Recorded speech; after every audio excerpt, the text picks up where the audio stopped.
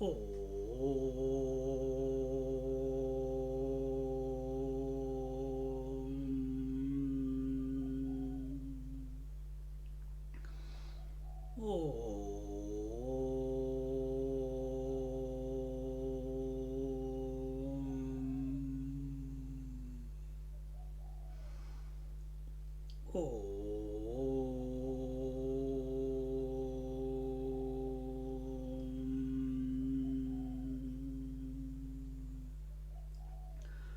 गुरुर्ब्रह्मा गुरुर्विष्णुः गुरुर्देवो महेश्वरः गुरु साक्षात् परं ब्रह्म तस्मै श्री गुरवे नमः तस्मै श्री गुरवे नमः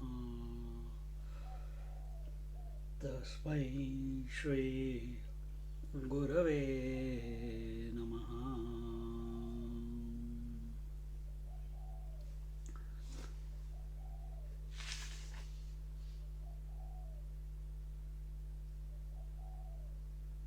I think we completed verse 47 and we have to start from OV 48, chapter 5 of Amrit Anubhav, and we are looking at the last time what we saw was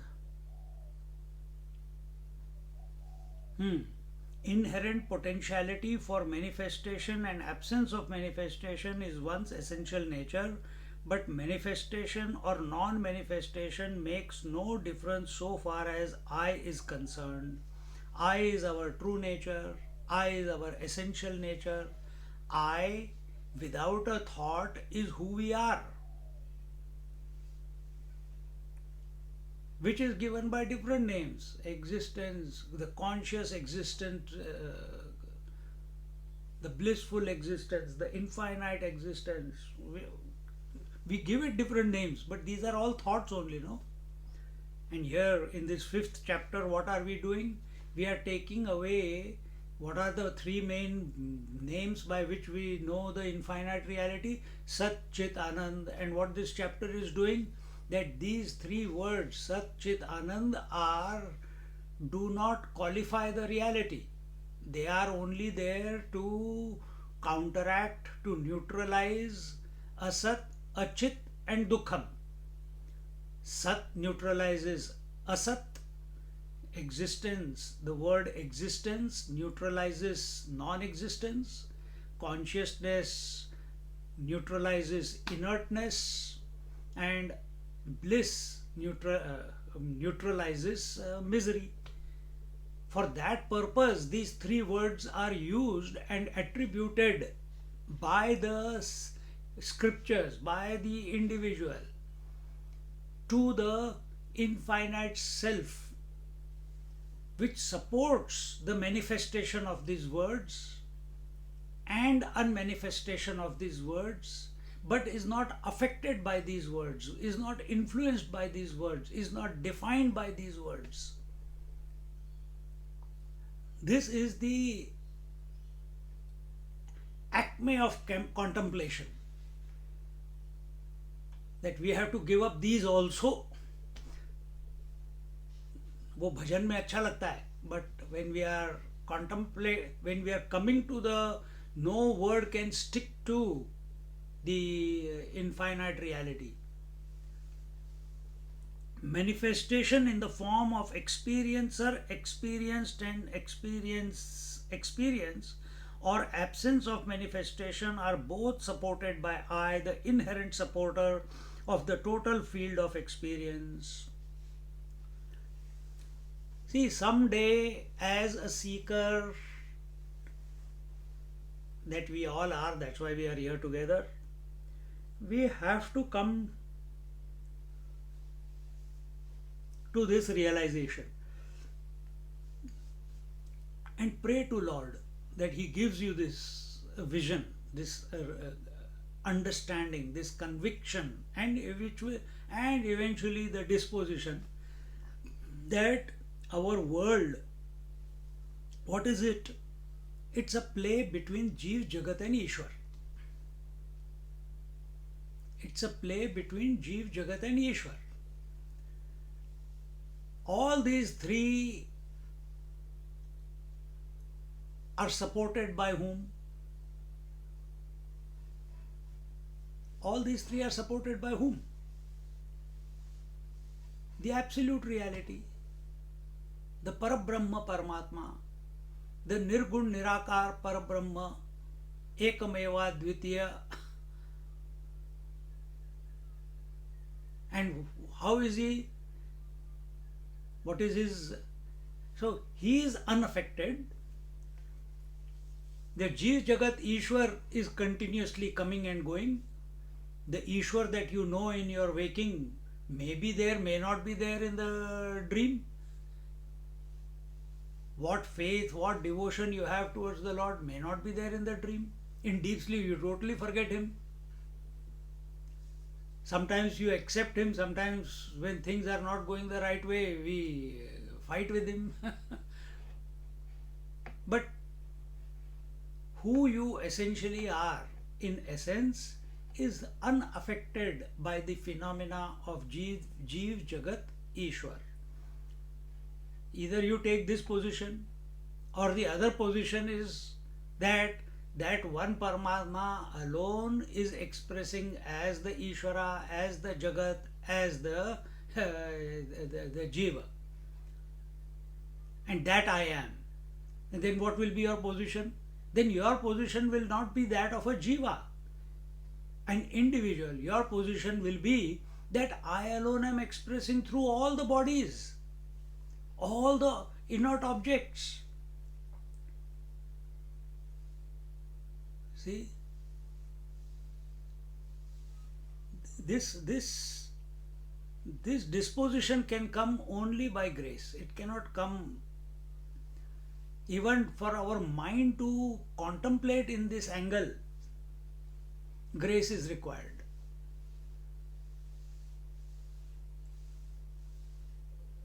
And grace is always. Problem is we are not available to it.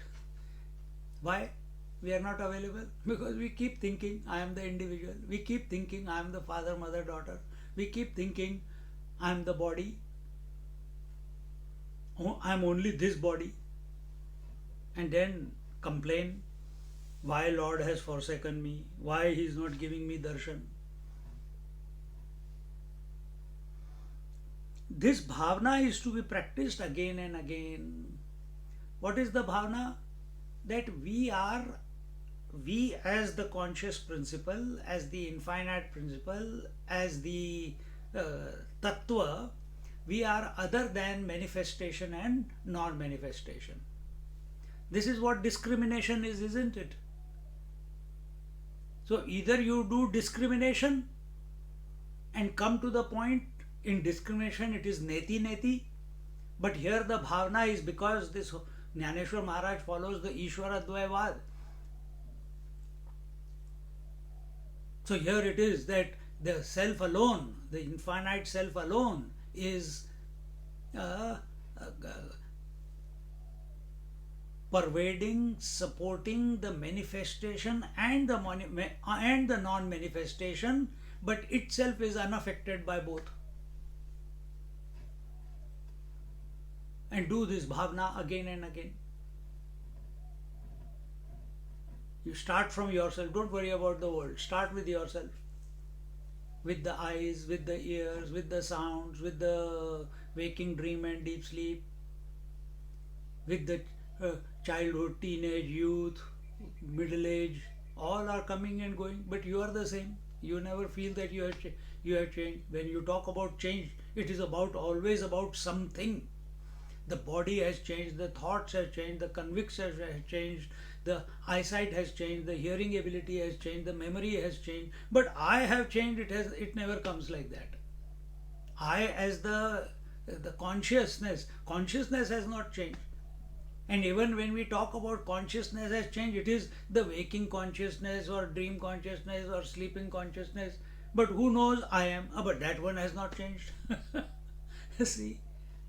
So this bhavna, again and again, You start from where you are and come and conclude in this point that you are the changeless. After that, nothing, just wait. After that, nothing.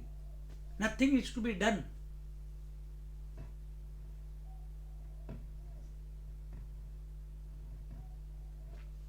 Continuing with further example, it's correct now. We have done till here. We did na last week. का वाद्य विशेषांशी सृष्टि जय जन्म ने घे दृष्टि तय नादु ऐसी गोष्ठी नादाची जोगी. Before the invocation of sound and through musical instruments, who will know the sound in its silent form other than the sound itself? This is like coming to Vaikhari Madhyama Pashyanti Para. So when you come, as the sound goes back into its source in our own practice, the practice is, how do you take it back to Para? You catch what is the source of the sound emanating from your throat. So when you are doing loud chanting, initially you are doing your mantra, but then your attention goes, where is it starting, where is it concluding? That will, then the sound will migrate to Madhyama. Then in Madhyama, the mind is chanting, you slow it down. Again, your attention is on the source from where the sound is coming and where the sound is concluding. Then we migrate from Madhyama and we go, if we don't go to sleep, then we'll land up in Para. But in that process, many times you will have a jhapki, go to sleep and come out. So who knows the sound before? Just as who knows all the trunks and the branches and the leaves and the flowers and the fruits, and how many? A banyan tree lives for 500, 700, 800 years old. Go to Bodh Gaya and see the tree under which our Buddha Maharaj attained Nirvana. Such an old one.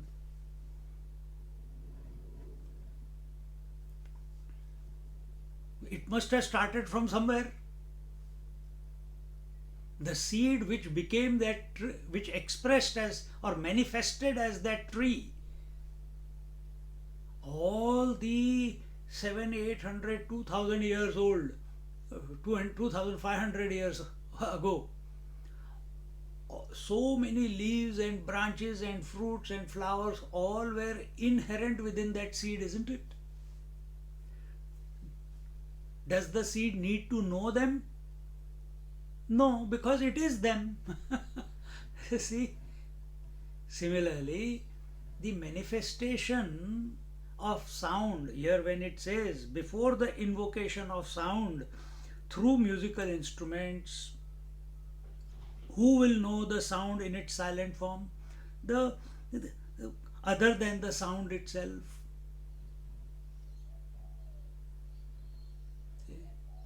But which is that sound? It is the unstruck sound. It is the unstruck sound. Before the sound is invoked through different musical instruments, where is the experience of the absence of the sound of the music? Where is the experience of the absence of the sound of music? Is it? Where is it? Is it in the instrument? Instrument is not conscious, no? Where is it? The sound is heard by the ear. With what is the silence heard? If the ears cannot hear, it makes no difference whether it is beautiful music or mere noise. But does that mean that the sound does not exist? the sound may not be available for a particular individual for his personal experience through a particular instrument called ears, but the silence is available for both, is available both for one who has the hearing faculty and for the one who does not. Therefore, silence itself is the abode of sound. It is the unstruck silence, it is the eloquent silence. This is told in Dakshinamurti Stotram. Mauna Vyakhya Prakatita Parabrahma Tattvam Yuvanam Varshishthante Vasadrushi Ganaihi Afrutam Brahmanishthaihi Acharyendam Karakalitalachinmudramanandarupam Swatma Ramam Muditavadanam Dakshinamurti Midhe. Maunam Vyakhya. It is that eloquent silence. It is that unstruck silence. It is that potent silence in whose womb both manifestation and non-manifestation of the sound are inherent. See?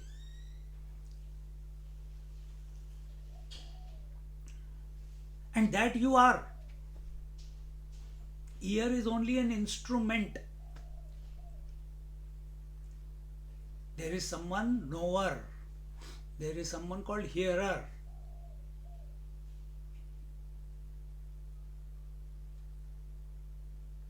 Therefore, silence itself is the abode of sound. Space itself is the abode of all directions. Sun itself is the abode of heat and light. See, you yourself, in essence, are the abode of the three, the music of waking, dream, and deep sleep. Think differently, out of the box. You are the source. They are inherent in you. They have not come from outside.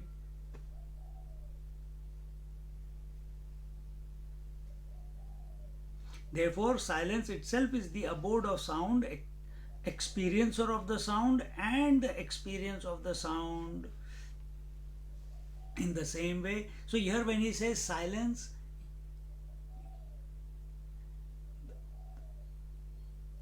it's the conscious silence we are talking about, not inert silence. Inert silence cannot be the experiencer of the sound. We are talking about that the word is conscious silence. Yes, that is the self. So self alone is expressing as the sound, self alone is expressing as the experiencer of the sound, and self alone is expressing as the instrument out of which the sound, through which the sound is heard.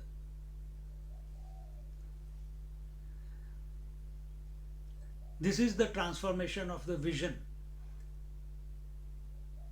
Here, remember, what is the topic we are taking at this moment? It is about bliss. We have addressed existence, we have addressed consciousness, now we are talking about bliss. And bliss is what is the nature of bliss?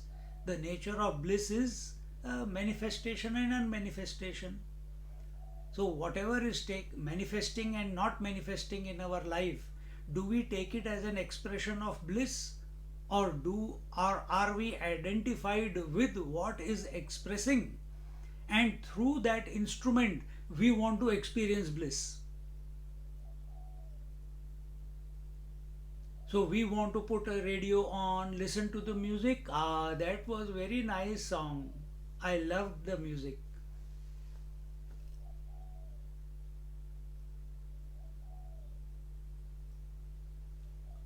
So we have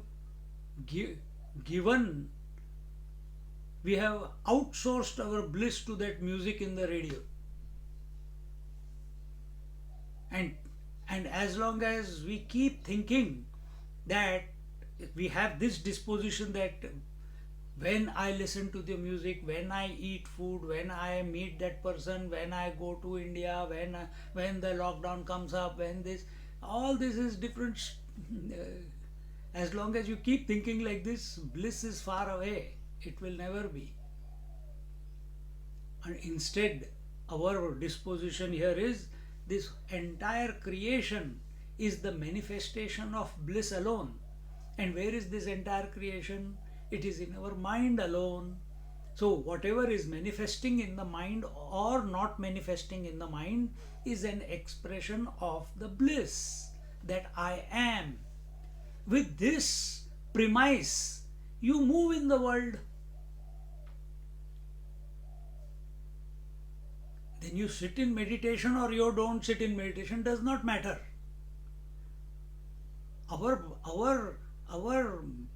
misery is because we don't begin from this premise or premise in Australia that we are of the nature of bliss, and this whatever is coming out of our mouth, out of our senses, out of our mind, this entire creation, every activity that is taking place, it must be infused, it is an expression of bliss. But instead our disposition is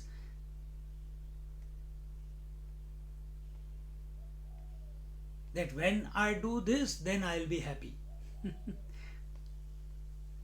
Now, and through satsang, listening again and again and again, such thoughts, ideas, self introspection.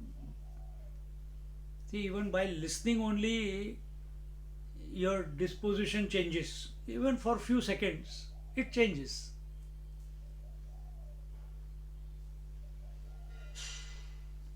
Existence is the what is it? In the same way, Satchidananda, the blissful existence, is the abode of multiplicity of the experiencer, experienced, and experience. The Triputi which we are talking about, the subject, object, and the instrument of knowledge, where does the Triputi, the triad, appear? It appears in the mind. Mind means where there is variety. So, in the waking, the mind is waker, waking world, waking experience. In dream, the mind is dreamer, dream world, dream experience. In deep sleep, it is the absence of the two, but it is inert. It is Niruddha Bhumi. It is not knowing itself. See? So where have these dreamer, dream experience and dream world come about from? Has the dream world come from outside? No. The mind alone became the dreamer, mind alone became the dream world, and mind alone became the dream experience. In other words, mind itself became three and was playing with itself, isn't it? Same thing is happening in the waking also. And what is mind? Is mind, this is what we talked about last week also, is mind separate from the conscious self? No. Mind without thoughts is consciousness. Consciousness with thoughts is mind. Now you don't have to destroy the mind to know that you are consciousness. Let the mind go on with its phenomena, with its play. You unclutch yourself from the mind. Instead of accepting that you are only this body, you change the disposition like in the dream. That mind has become, mind itself is expressing as all the bodies, all the minds, all the objects, all the directions, everything in the dream. So is here, this is the bhavna that has to be done now. Keep coming to this conclusion again and again and again, then our contemplation is going on.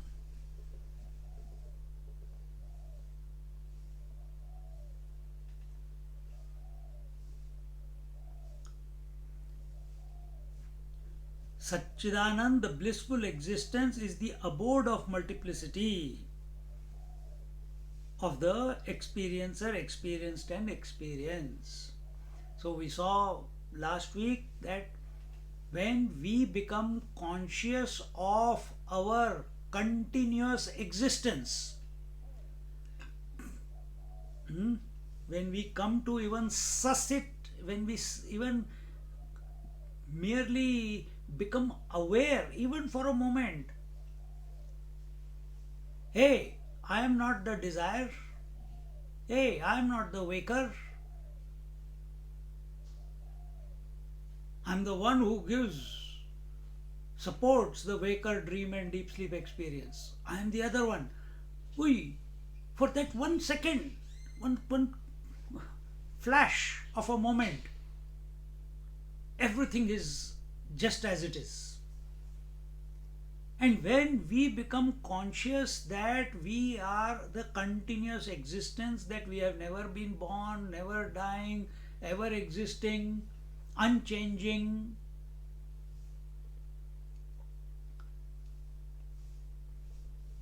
the resultant of it is bliss.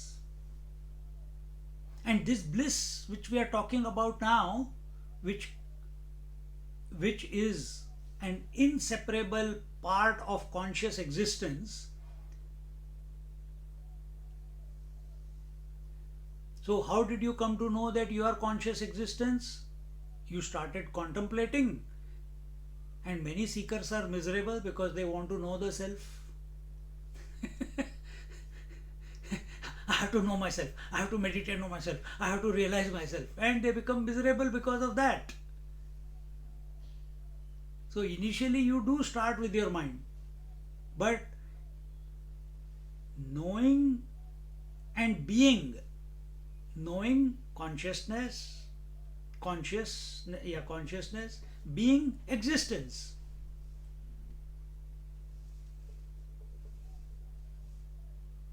Is in spite of the thoughts.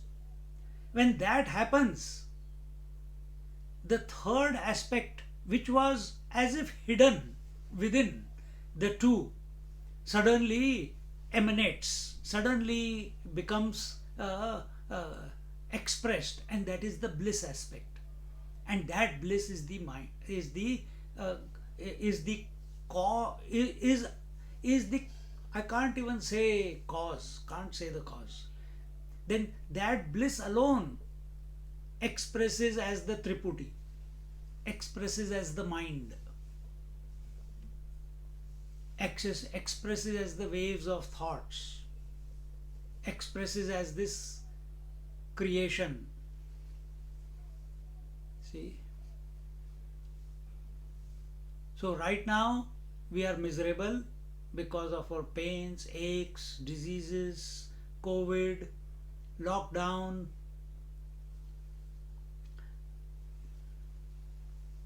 You change your position that I am the conscious bliss, conscious existence, conscious blissful existence.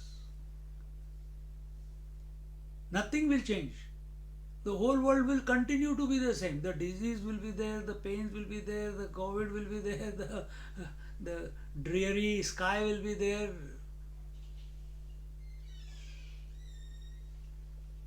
But now, the expectation that was before, that when this goes away, I will be happy, that has got replaced by I am conscious existence.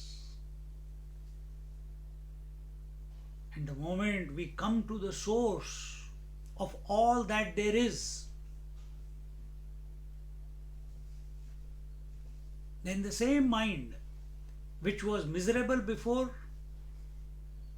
now every thought is an expression of Ananda. Acha, COVID hai, arey, wonderful, you know. What a great opportunity. 2 years in the house. कभी पहले हुआ ही नहीं. Like I gave them gave my friend. He said 14 days in quarantine in Melbourne in hotel, Ibis Hotel. यार ये हो गया वो हो गया ऐसे बंद हो गया अब क्या करेंगे यार ऐसे लाइफ एकदम बदतर हो गई ये हो गया. मैंने कहा यार for the next 14 days are you going to cry or you're going to take it as an why don't you take it as an opportunity. I can't make decision for him, he has to do it. Opportunity कैसे है खाना भी नहीं है वही पता नहीं क्या चाइनीज दे देते हैं वियतनामीज खाना दे देते हैं मेरे को छोले चाहिए रोटी चाहिए मंगा लो फिर रोते क्यों order it.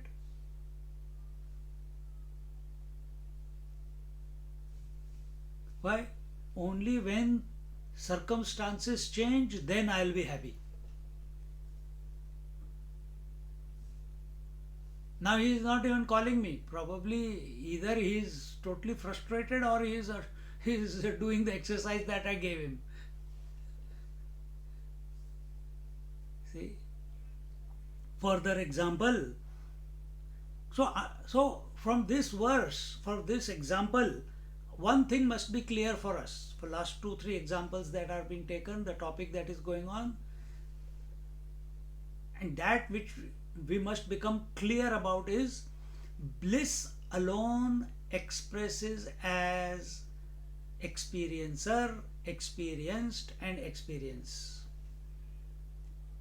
subject, object, and instrument of knowledge.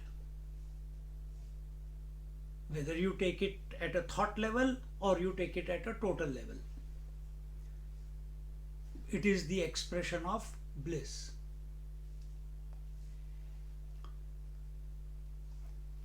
That bliss, if I want to use this example, Brahma, Vishnu, Mahesh are ever in touch with, ever contemplating on that bliss. They know it. That's why they are not affected by anything. They don't get affected by the world.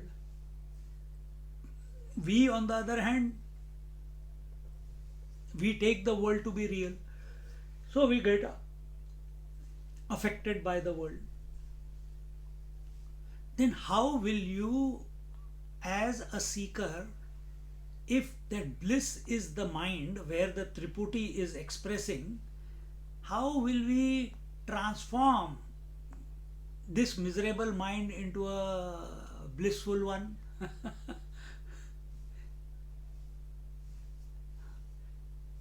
Change your disposition, that's all. Change your disposition. Get angry happily. Get frustrated joyfully.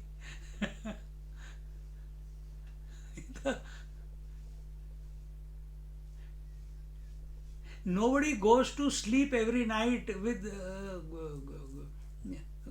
miserably. They go to sleep to be free of all miseries, isn't it? They go to sleep to be free of all frustrations. They go to sleep to be free of all agitations. They go to sleep to be free of all disturbances. Nobody goes to sleep, nahi, I am getting too disturbed in the waking, let me get disturbed in sleep where I will not know that I am disturbed. ऐसे कभी बोलते हैं कोई? See?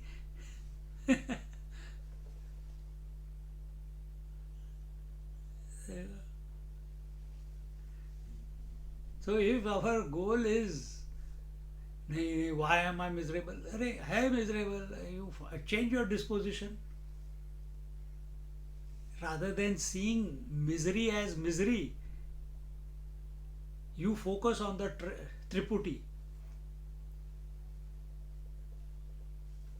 You focus on the Triputi and see that it is an expression of the conscious self.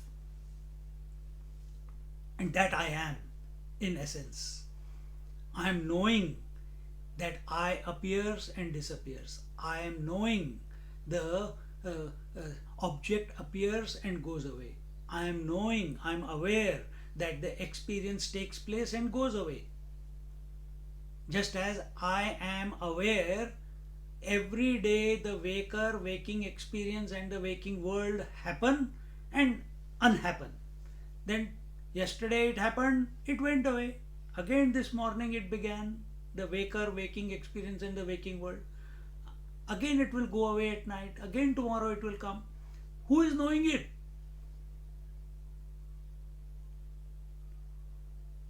Instead of taking this waking world to be a source of challenge and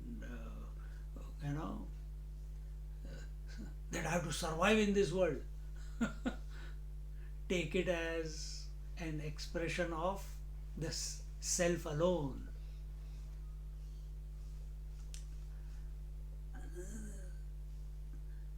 Another example, नाना काष्ठांचिया विटाड़ा वो sir लिया ही अनड़ा लागणे तय केवड़ा अंगासीची.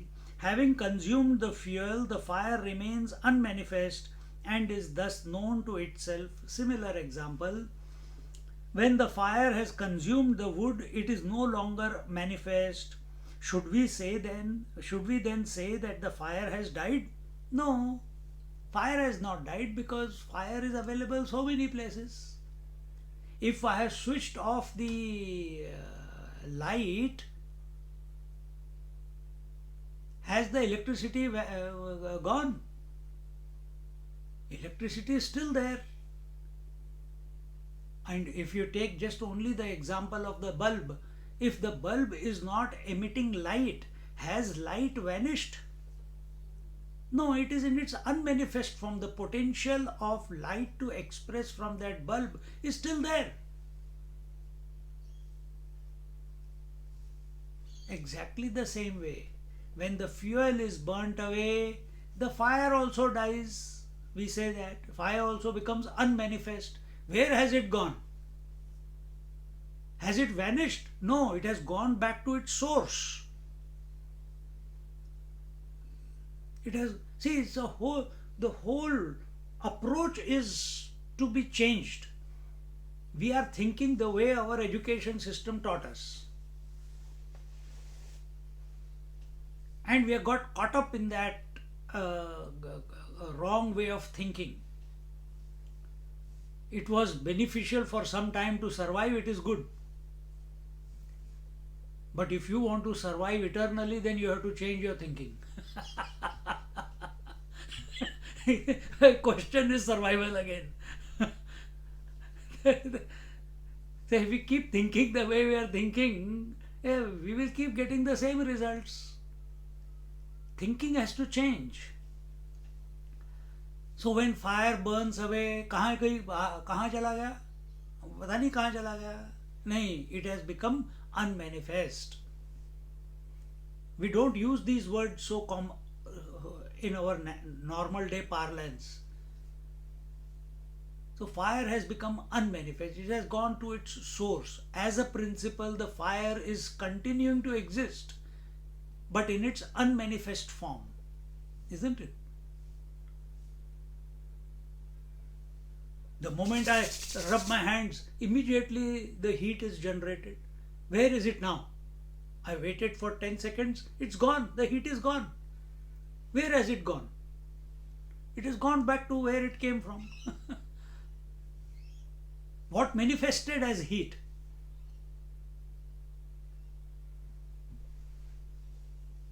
See? When the fire has consumed the wood, it is no longer manifest. Should we then say that the fire has died? The fire knows itself being fire, whether it manifests or it does not manifest.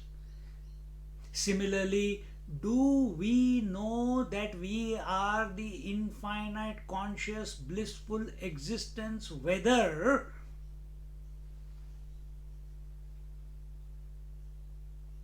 the mind, the Triputi, manifests or does not manifest? That is the point. So fire knows itself, whether it manifests or doesn't manifest. The sound knows itself, whether it manifests or doesn't manifest. Do you know yourself, whether waking dream manifest or don't manifest? Do you know the real one? Ah, contemplate on this. ये सोच के ही एकदम भर जाता है अंदर.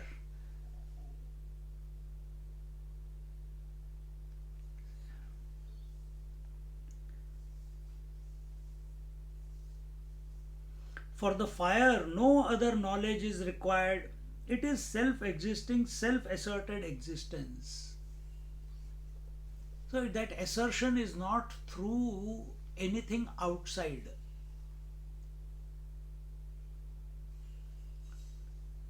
Now you will say that, oh, then thought is also not required, it is outside. If you think that thought is outside you, then yes, it is not required. But if you are alone, the source of manifestation and unmanifestation, whether mind thinks or doesn't think, how does it matter?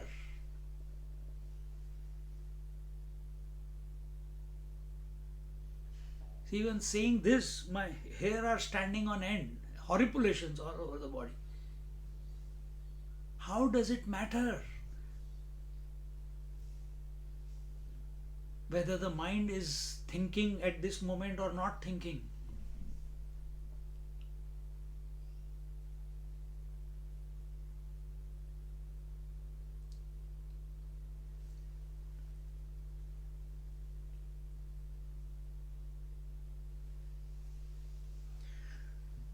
When there are 5 flames in an arti, each flame has its own shape, light, and heat. The shape, name, and form is non essential, but without it, the light and heat cannot manifest.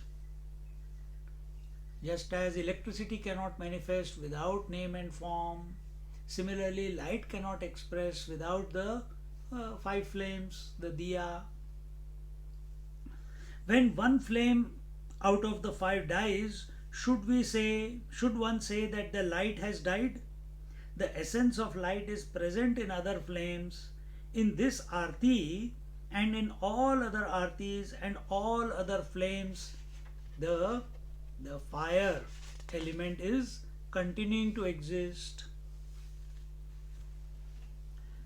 When one house is destroyed, the space continues to exist. When ornament is destroyed, the gold continues to exist. When pot is destroyed, the mud continues to exist.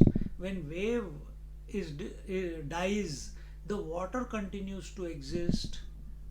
When the waker becomes unmanifest, the self continues to exist. When the dreamer goes away, the self continues to exist. When the deep sleep goes away, the self continues to exist. Where is your attention? On that which is changing or on that which is the constant one? And that constant one is not on one day I will come to know that. Right now, here and now.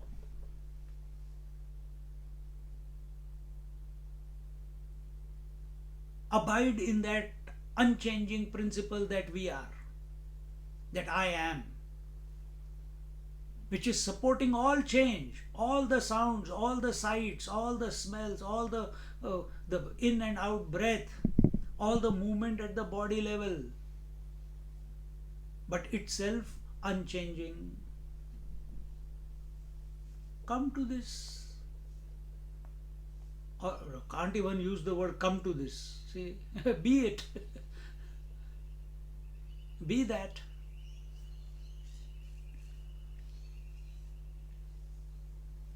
And for that we don't have to fight the mind. If we fight the mind, which means we are trying to do neti, we don't accept the mind.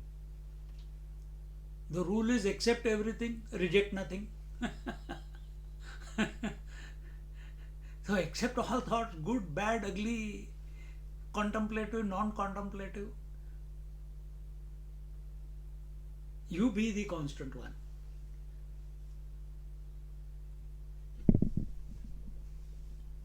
So accept everything, reject nothing, retain nothing. Retention will only take place when we get identified with what we have accepted or what we have rejected. Then retention happens.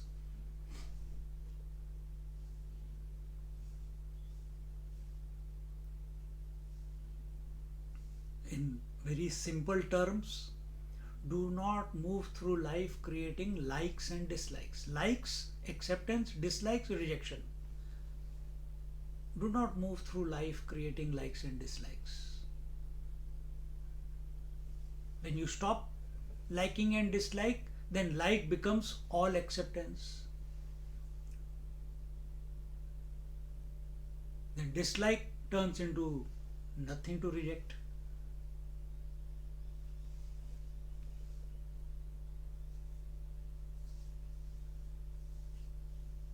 Therefore, the death of a flame is not the death of light, it is not the death of heat, it is not the death of names and forms in the world. And this is what I told in the meditation today.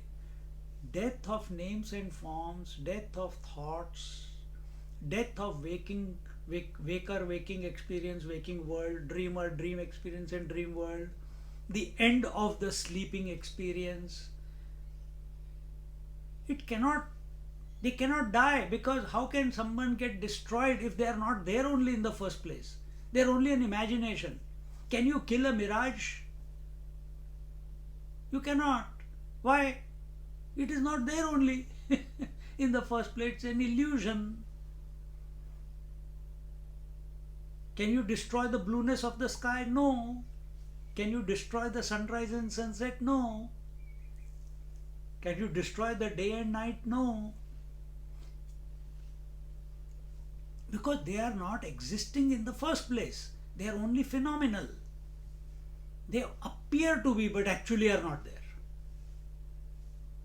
Similarly, the waker, waking world, waking experience appears to be there, but is actually not there.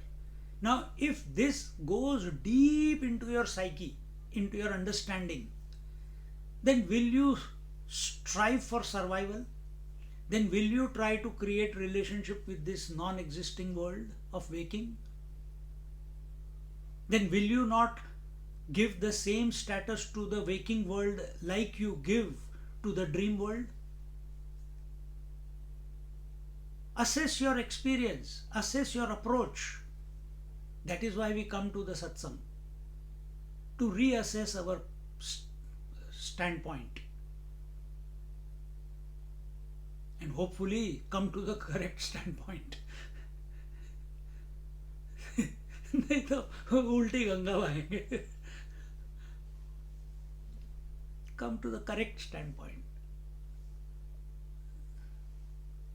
So how can we destroy the world when it is not in the first place? Oh, but you just said it is the manifestation of the bliss. अब तुम workout करो, बहुत बोल दिया मैंने. There is no end to these questions unless and until we are not self-oriented. Questions come because we are thought-oriented. Questions come because we are doubt-oriented. Doubt will appear when we are not self-oriented. If you are self-oriented, there will be no doubts.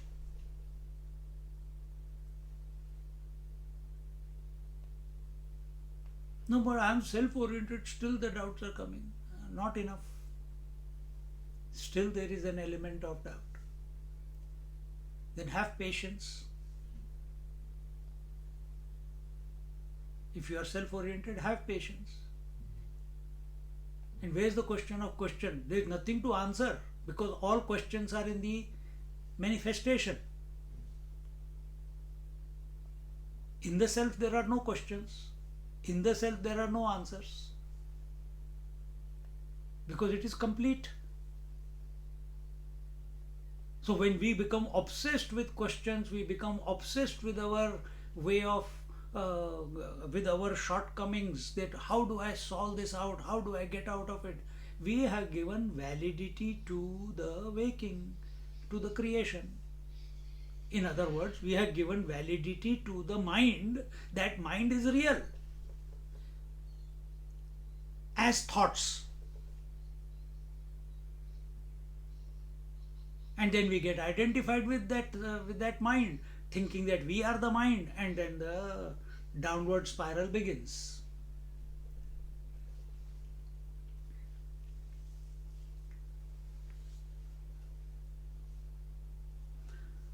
So also we are all different flames of consciousness, say the Upanishad.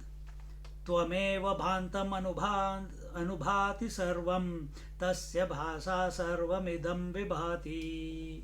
You remember this mantra? Om न तत्र सूर्यो भाति न चंद्र तारकं नेमा विद्युतो भान्ति कुतोऽयम् अग्निः तमेव भान्तम् अनुभाति सर्वं तस्य भासा सर्वमिदं विभाति. So that is the second part.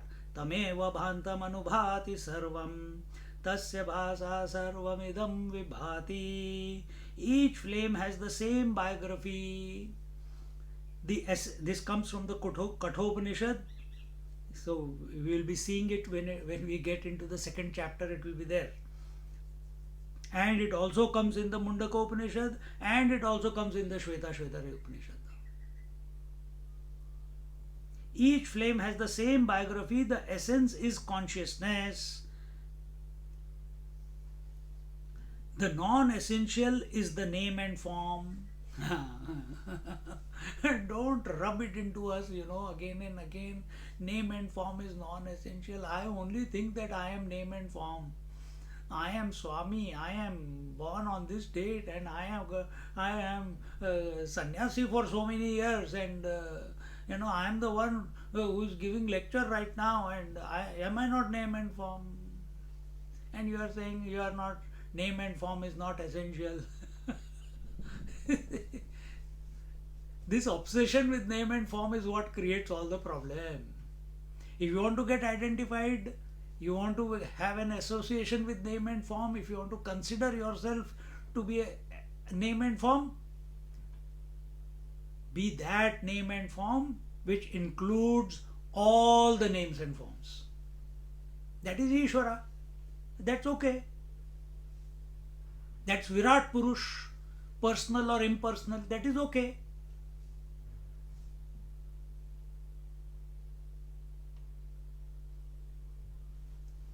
It's okay. But don't remain this teeny meeny one. I'm only this body. The non-essential is the name and form. When one flame dies from one point of manifestation, so non-essential is name and form.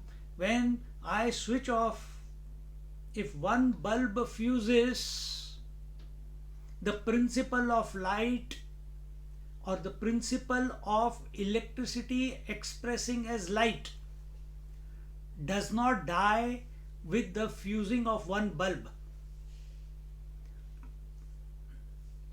The example which Swamiji took before, the Pancha Arti, if one lamp is fused, the fire is gone, the flame is gone, the principle of heat and light, it does not go away.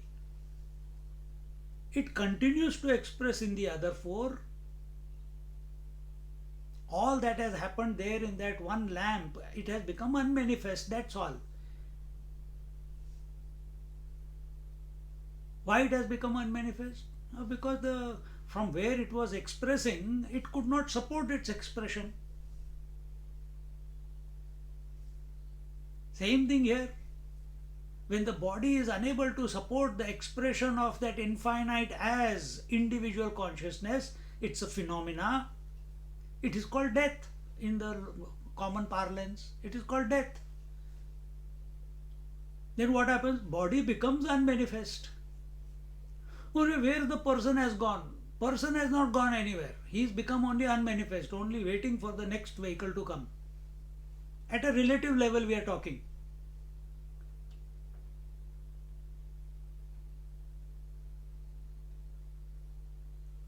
Do you die when you change the role from a husband to a father?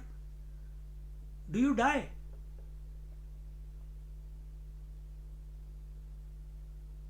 Then, and in one moment, if all the family members are there, continuously you're changing your role. So is husband dying, is the father dying, is the son dying, is the uncle dying, is the tata dying? No.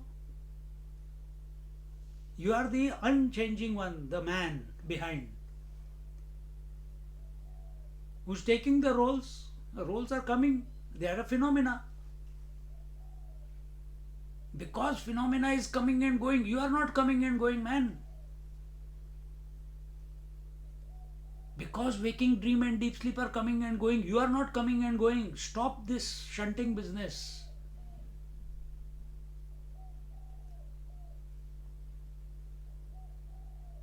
Because birth and death are coming and going does not mean that I am born and I am dying. Forget, get out of this whole wrong conclusion about yourself.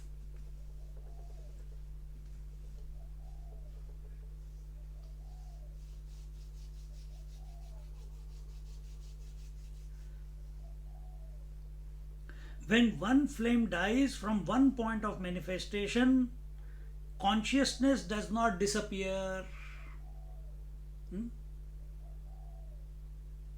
Second, life does not become extinct. And third, names and forms continue to be abundantly present everywhere. Now apply it to yourself. You are the flame, you are the fire, you are the light of consciousness.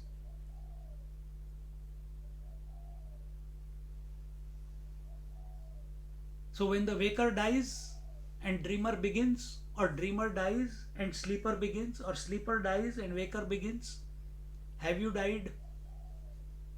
It is death only, no, for the waker every day.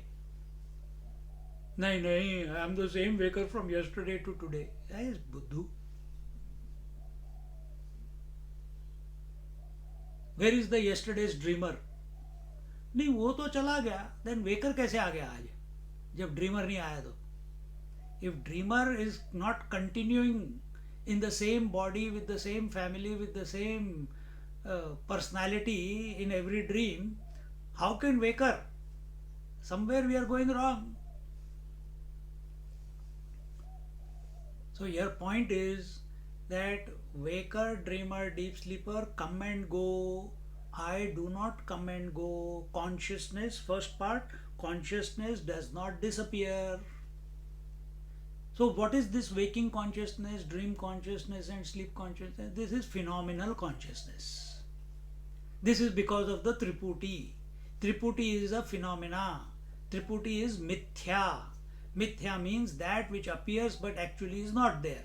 Like the rainbow, like the blueness of the sky, like the sunrise and sunset, like the ornament. How many times we have said this before? It has to click. Upanishads or whatever scripture we approach now, even Adhyatma Ramayana, it will be, these things will be coming, because it is a spiritual, from spiritual angle the whole Ramayana is taken.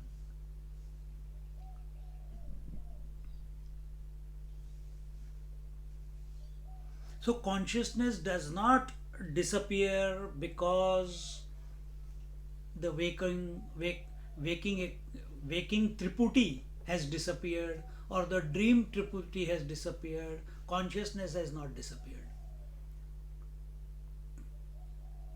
Make it own finer right now. Every word that is coming to you, a trio is being formed. The hearer, heard and the hearing is taking place with every word that is hitting your ear and appearing as a thought in your mind. So many are coming and going. Are you coming and going? No. I didn't realize I am the unchanging one. Yes, thank you. Accept it.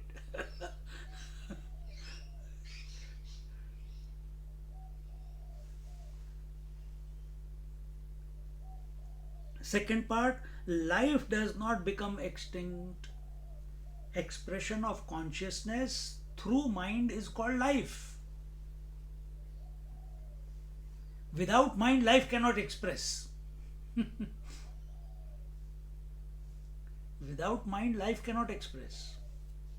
Without the bulb and the filament inside, light cannot express. Bulb is the body, filament is the mind. Electricity is separate to the bulb and the filament. Consciousness is separate to, yeah, that example remains there, okay? Otherwise, you. So, for consciousness to express, the mind, intellect, and body is required. Mind and intellect cannot be there if body is not there. In the intellect, the I thought reflects, the consciousness reflects as I in the intellect, and the consciousness reflects as idam in the mind. Interaction between aham and idam is the Triputi.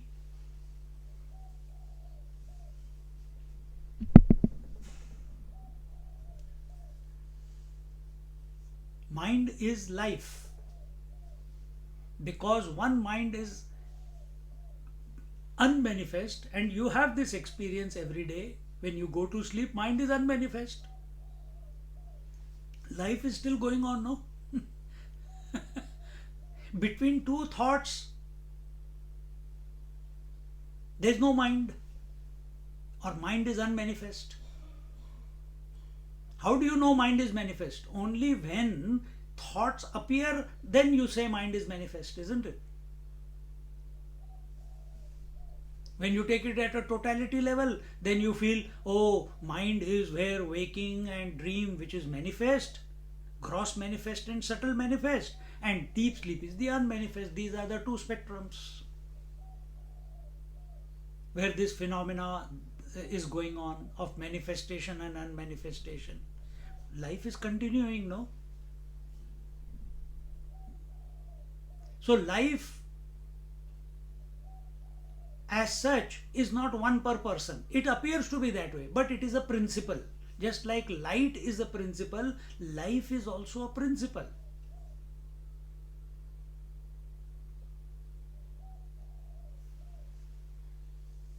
You have got identified with one body and you are saying that life is only expressing through this body. No, life is, catch yourself. Instead of being a jiva, have a jiva bhava. Then it is better.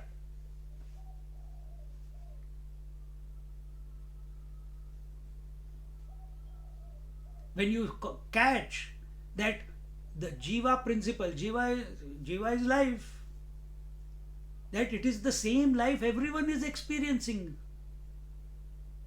Just like it is the same space which every house is experiencing. Our attention is on the walls, but the space is the same.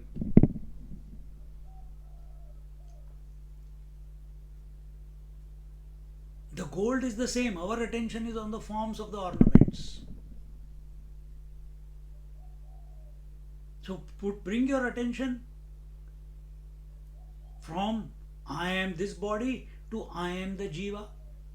The moment, and as a jiva, as the Atman, as the manifestation of life, it is the same in everyone. Everyone calls themselves I also call myself I. How can there be many different I's? Just as the fire in the 5 lamps is nothing but fire only, then I in all the bodies is nothing but I only. It is the principle.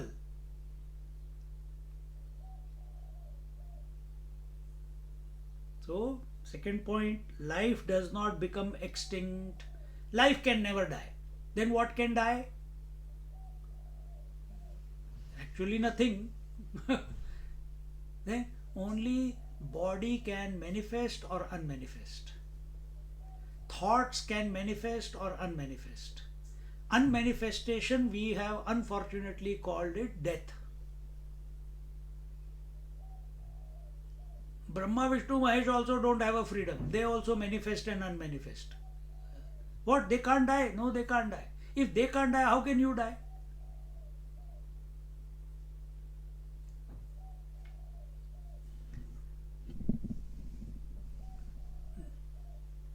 Death is a misnomer. There is nothing called death.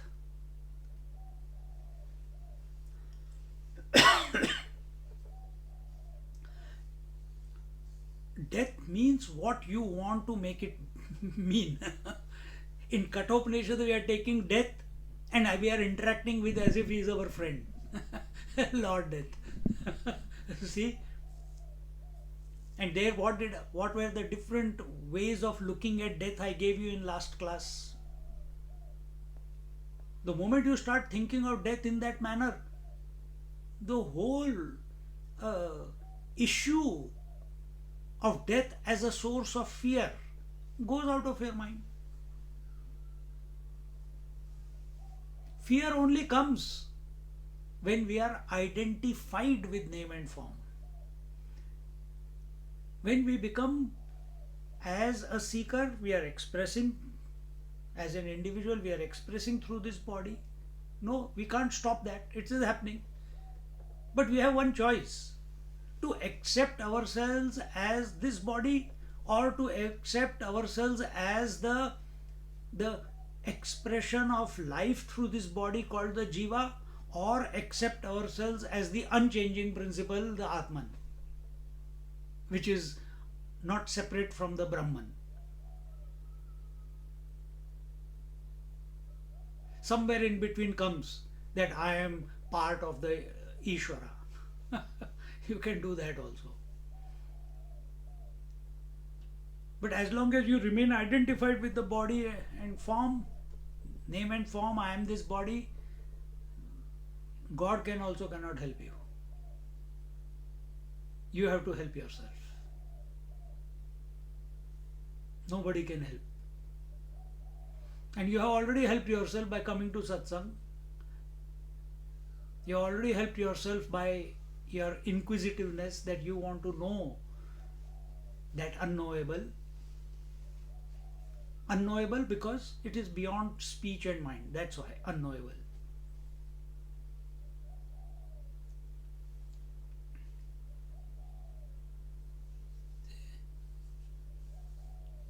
So life does not become extinct. You will never. If your attention is on soul, or your attention is on the principle of life, such a person will also never be miserable in life. Why? He knows life will continue, whether in this body or next body. That is our theory of reincarnation, isn't it? So as life, we will never. So therefore, for such a person who thinks that, who is focused on life, he is told, okay, perform good actions, because results will be in this life or next life. Your experience of life will be directly proportional to your thought, words and deeds. So do them properly. Follow the dharma. Do the right thing.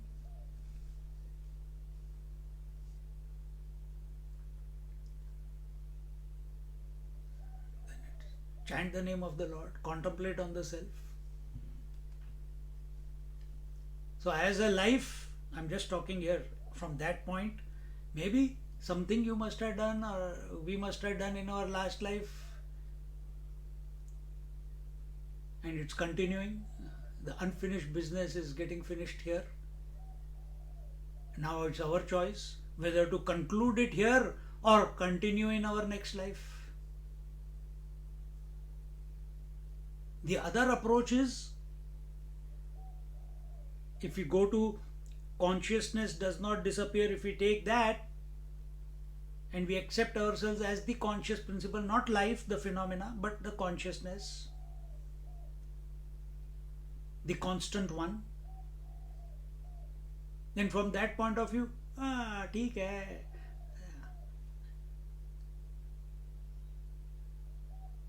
Whether life is there or not there, how does it matter? And why I have to worry about it? Everything in life, everything in phenomena is pervaded by the conscious principle, isn't it? The consciousness alone became the tripoti. Water alone became the wave. Gold alone became the wave, ornament. Consciousness that I am alone has become the mind, which is made up of the three, Jeev Jagat Ishwar, or mind alone at a very fine level is the experiencer experienced and experiencing. It is the consciousness alone. So I don't have to run for anything, I don't have to run away from anything.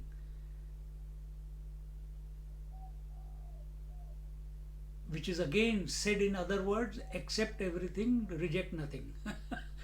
Come down to the same thing.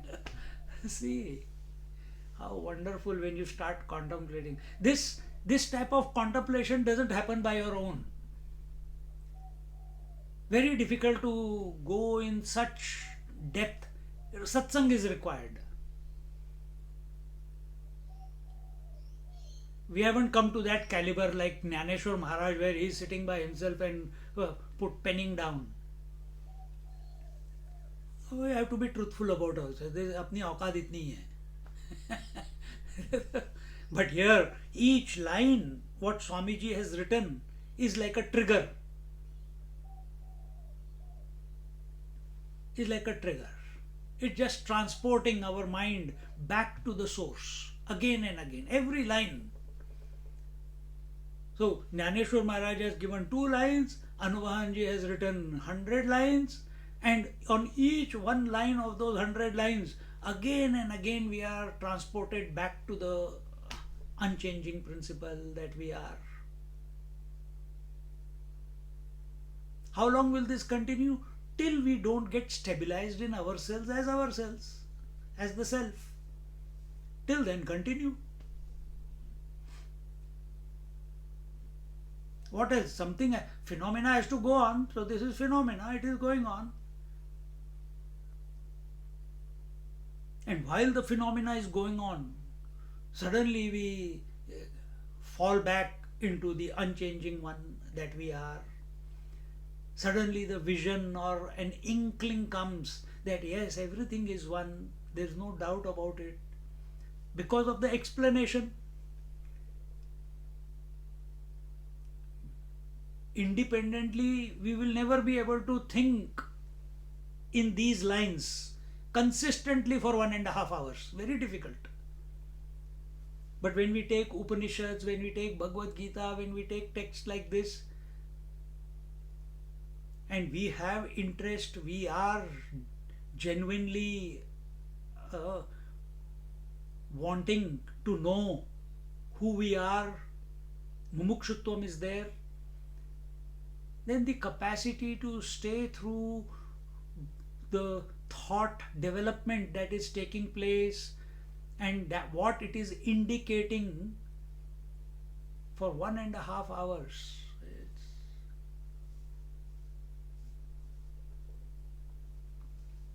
Then third one, names and forms continue to be abundantly present everywhere.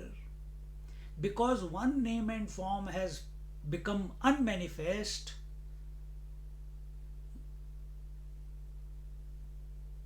but name and form as a principle has not become unmanifest. It's still there, no? You say, oh, I have gone to sleep, everything has, there's nothing. On the other side of the world, everyone is awake. See? So name and forms also as a principle, not as my form and my name. No. As a principle. Generalize it. Living life at generalized principles is following dharma. Living life attached to one part of the generalized principle, one name and form,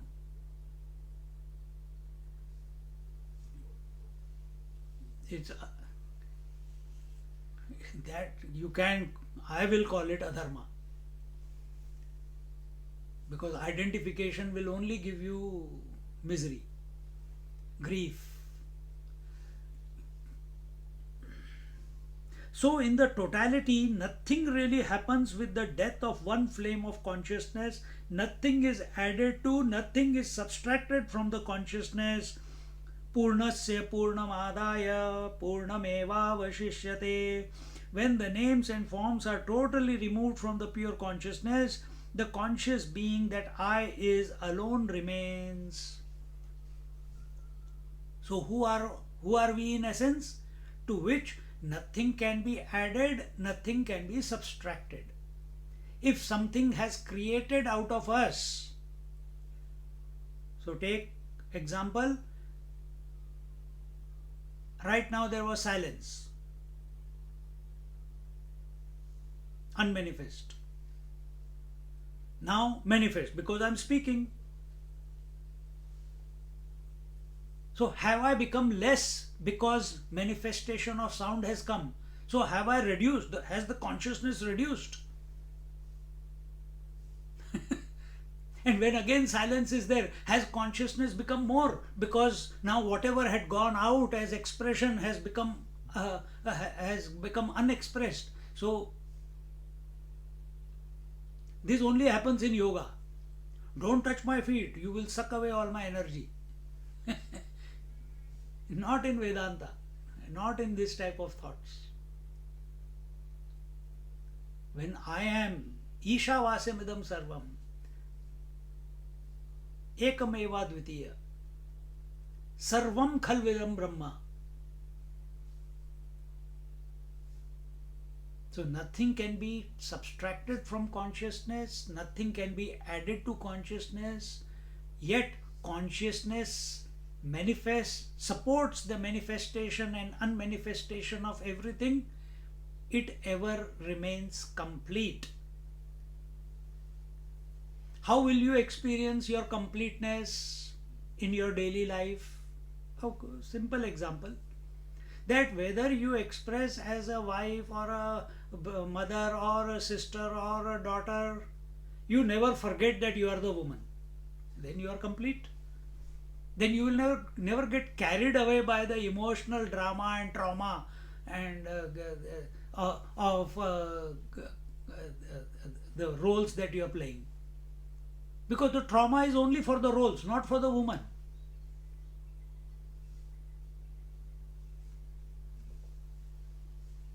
So maintain this. What is the unchanging here right now?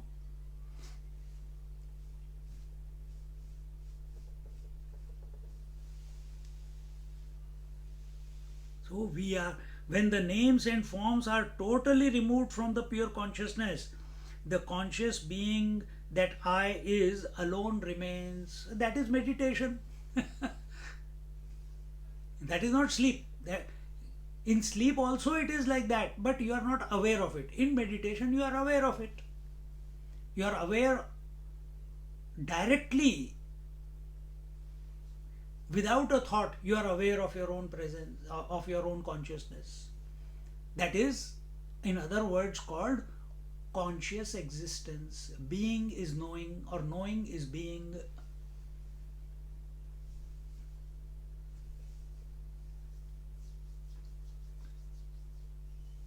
So we must not be disturbed if there is manifestation of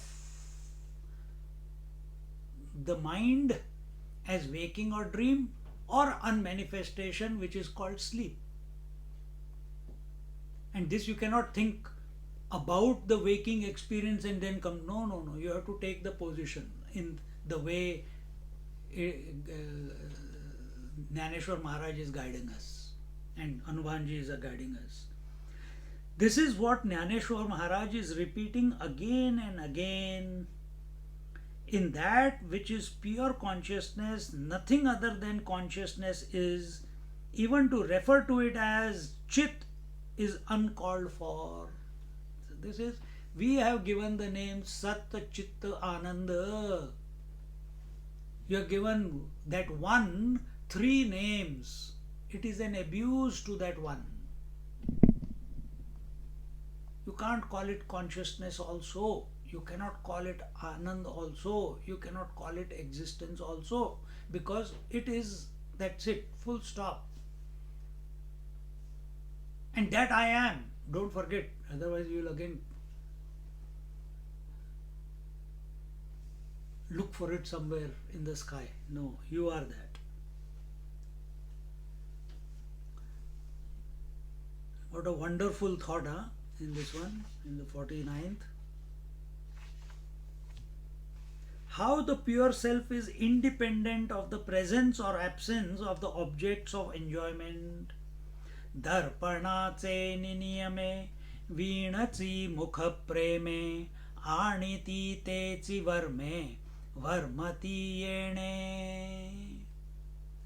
If one can realize the love for his face without the help of a mirror, he alone can understand the meaning of love for the pure self. Huh? We don't have to keep looking into the mirror to know that we have a face. Otherwise, it will be funny, no? Carrying the mirror in front of our face all the time. Why? No, I have to make sure that I am there.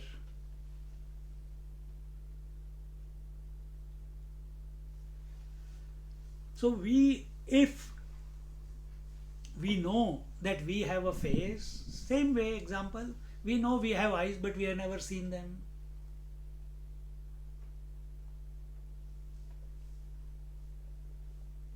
We know we have a face even if there is no mirror.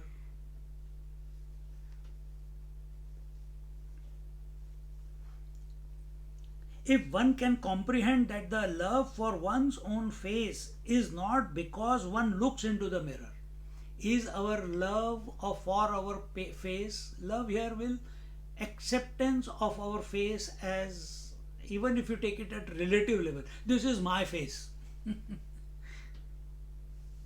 Is it based on the reflection? Is it dependent on the reflection? Or it is a causeless one? There is no reason. You know,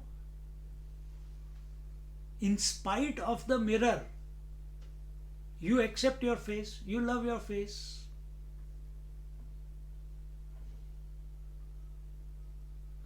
If one can comprehend that the love for one's own face is not because one looks into the mirror, but because one loves oneself the most, because one is the most blissful person, and we love that which gives us the greatest happiness. So who gives us the greatest happiness?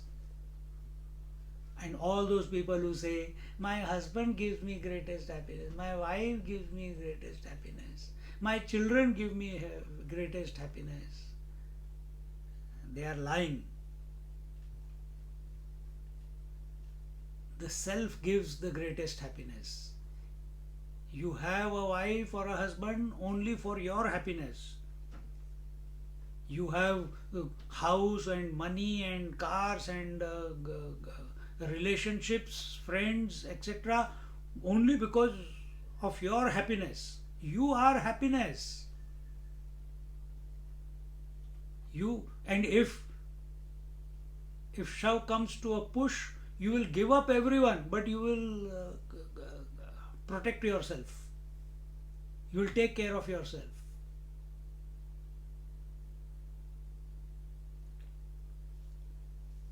Thus, the love for one's own face does not depend on the presence or absence of a reflecting medium. Wife depends on a reflecting medium called husband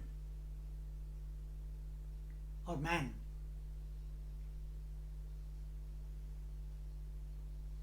Daughter depends on the reflecting medium, the mirror called the mother, your mother.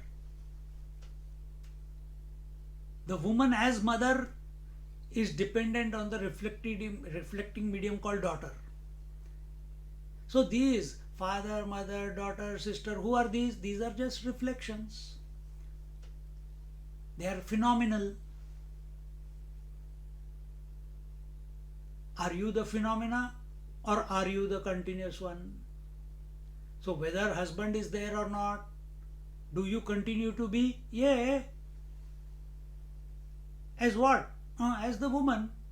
Then why you were before acting as a wife? Oh, because there was a mirror in front of me called husband. The moment husband goes away, woman is back. The wife merges back, goes back to the source called the woman. Same way all other roles.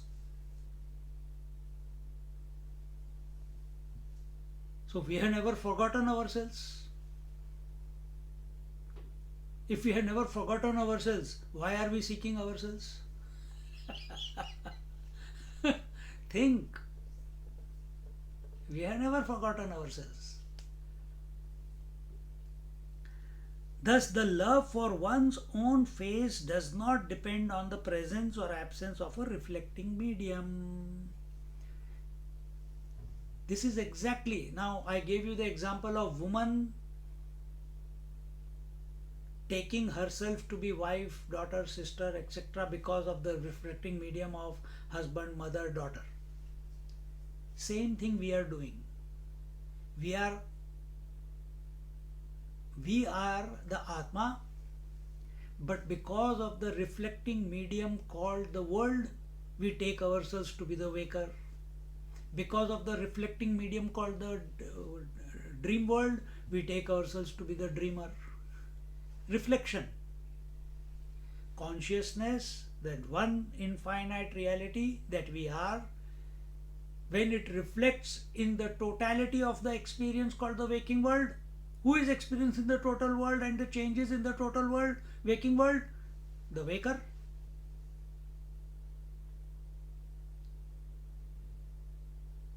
Now take it more, come closer. This is the total I have told you now. Come closer. Are you, because a Triputi called a thought is appearing in your mind, which I keep saying so many times, I think therefore I am, or in spite of thinking I am? Same thought in 3 different ways I have explained to you now.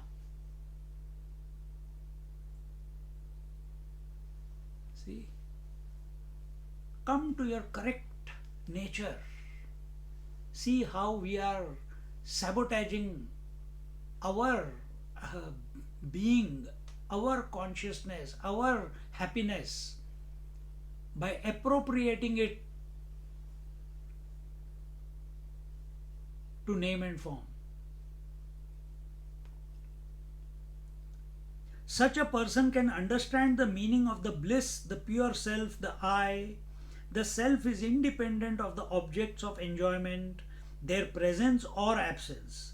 This enjoyment of the self by the self in its own self is so totally subjective, and to describe it by statements such as I enjoyed meditation on Satchidananda, etc., are only verbal hallucinations.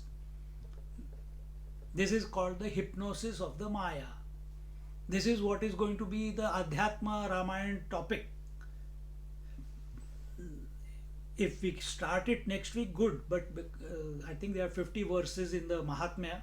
Once that is over, then this topic will begin, where Sita ji is telling that all activity is because of me. Ramchandra ji has never done anything. He is not born. He is not gone out of existence. He did not kill Ravan. He did not go to forest. He did not get married. He did not kill Tadka. He did not go to Chitrakoot. He did not run after the deer. What? He didn't do it, but we have read it. No, that is all my doing. He is the unchanging principle. This is the angle of approach of Adhyatma Ramayana. So where is all activity? Now take that example. Where is all activity? All activity is in your mind. Is not your mind, in the mind. The self is unchanging. The Ram. And what is changing? The Shakti, the mind, the Sita. And what is the spectrum of change? Manifestation and unmanifestation. Waking and dream is the manifestation. Deep sleep is the unmanifestation. Appearance of thought is manifestation. Disappearance of the thought is unmanifestation. But you are continuously. You have never gone out or you have never come in to manifestation. Thoughts have come and gone, experiences have come and gone, but you are always the same.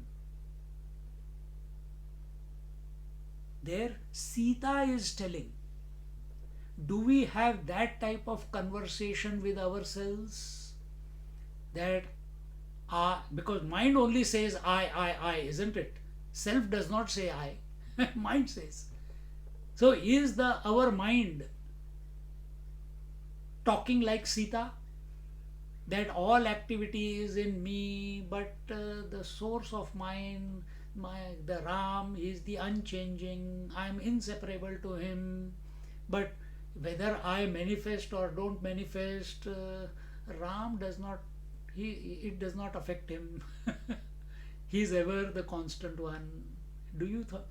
Does your mind talk about the self in that manner? Do you have this your self conversation? We are so much time talking to ourselves. Is this the quality of conversation we are having with ourselves?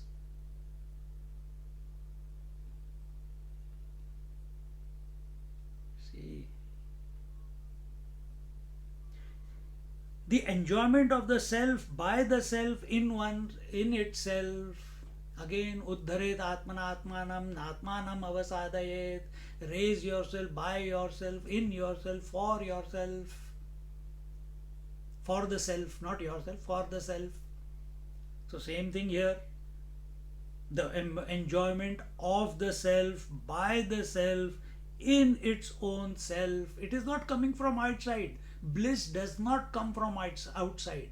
So the bliss that you are experiencing because the child comes and hugs you, the bliss that we experience because the laddu went into our mouth, it is not that. Bliss is not in the laddu or in the child. The bliss was not manifesting because we had appropriated it to that. When? Because of the desire that when I get a hug, then I will be happy.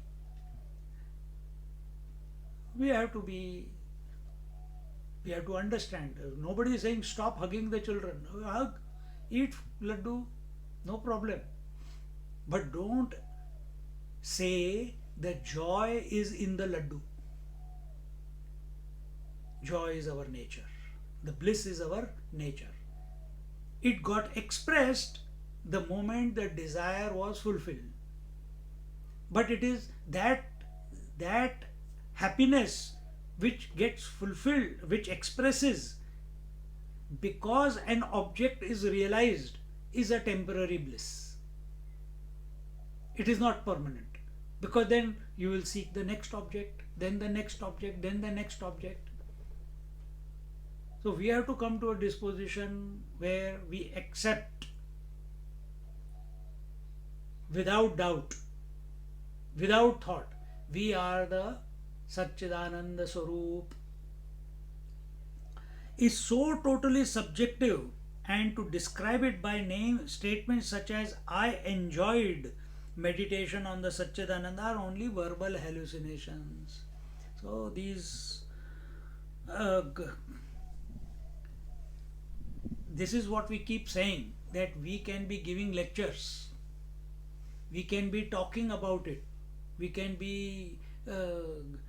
go into the depths. With every text a different level of depth is only directly proportional to our availability. If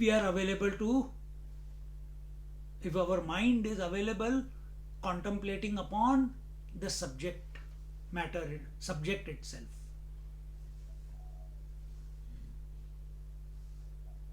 This is aparavidya.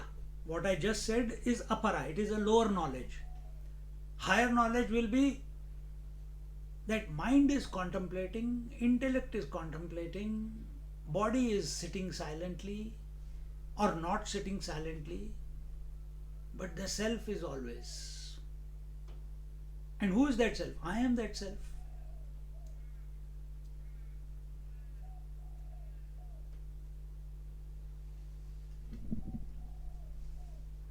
So just like sitting here, I cannot come to know because I don't have the siddhi, okay? I don't know what is going on in your mind right now. I don't know. But each one of you is thinking something. Each one is subjective. Each one will be having certain thoughts. Something must be triggering. These words of contemplation must have triggered something, even as I am speaking. And even while I am speaking and you are hearing, are we, am I, as the mouth is speaking, mind is coming up with the thoughts, am I watching? Am I the non-doer in this whole process? Let the mind think. Why is it thinking? Oh, because the book is in front and the people are there, so start. But am I taking the ownership? Even while I am making these words, these thoughts form, am I taking the ownership? Even this thought is being observed by someone, no? That is the subjective. Only each one has to come to be that. All the words can do is trigger you in that direction. But to be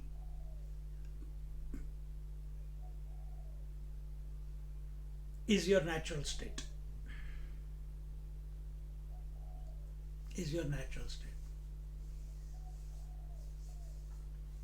Om Purnamada Purnamidam Purnat Purnamudachyate Purnasya Purnamadaya Purnamevavashishyate. Om Shanti Shanti Shanti Harihi Om. Shri Gurubhyo Namaha. Harihi Om. Sit for a few moments.